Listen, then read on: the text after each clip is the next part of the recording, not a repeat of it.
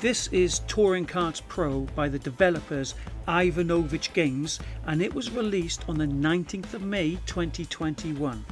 About the game. This is definitely the closest thing to Mario Kart you are going to find on a Quest 3, unless of course you watch this in the year 2026 and maybe Mario Kart has been released on the Quest.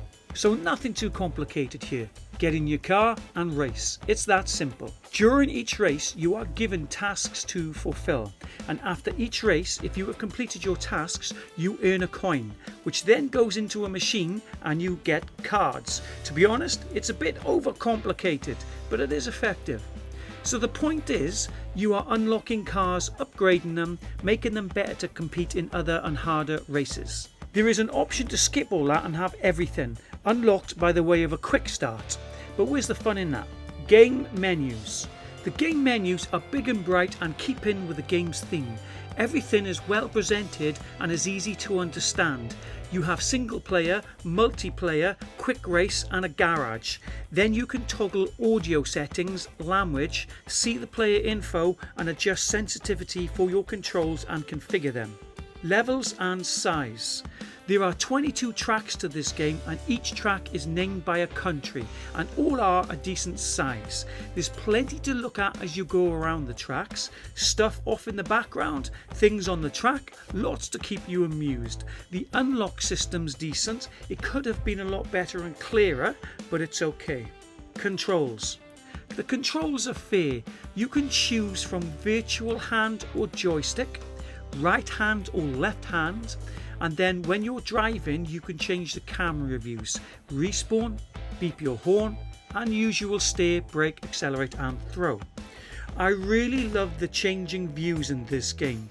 You can set it so you are either sitting inside the car for full-on first-person VR mode, or have it in third-person view so you can see the car from above. This became my favourite mode after some time. And then finally, there's a mode for those of you who might suffer from motion sickness. It's like being in an arcade and sitting in a car looking at a 2D screen. Each mode will offer something different. Like in first person, you have to reach up with your hand to collect the power-ups, where in other modes you just drive into the power-ups. Mechanics. All works as it should. The cars move great, though drifting is a little difficult. Throwing of stuff is good, and all three camera angles are great. No problems there. Cars. There are 30 cars in this game. They all look great. Each one can be customized. Each car has stats for power, speed and weight, and all of which can be improved on. Weapons. They call the weapons power-up fusions. So if you collect a chicken, I know that sounds funny, but give me a minute. Hold on to that chicken, and then when you collect another power-up, such as an energy drink, it will merge the two together and create a faster and more powerful chicken. And there are many combinations to unlock. Leveling up options. I found the leveling up options to be a little confusing. So every time you race, you are given a mission to do. If you complete the missions, you earn a coin or two, which you then put into a machine that will give you cards. These cards stack up and collect enough of them, and then you can unlock cars and upgrade cars, making them faster, powerful and lighter. You can also change the appearance of headlights, sounds and horns and drifting sparks. Also, depending on where you finish in the race, first, second or third, you earn some cash, either spending this cash on upgrades or save it until you have enough to open another track.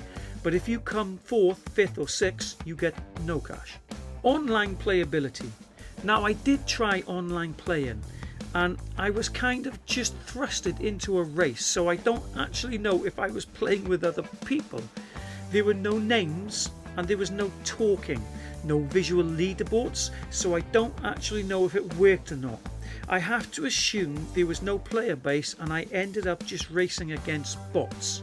You however can play against your friends. My thoughts. After a while, I figured that playing in the quick races and playing in tournament was the most fun. You could select whatever track you wish and whichever car that you want. You can even decide which power-ups or to add or take them out of the tournament. I also found that as much fun as it is playing in first person mode, that playing in third person mode just looked a lot better and was actually more enjoyable. Now, I really would have liked to have seen more variation in power-ups, and I wish that the drifting was easier, but the end of race celebrations is a nice touch. It's quite humorous.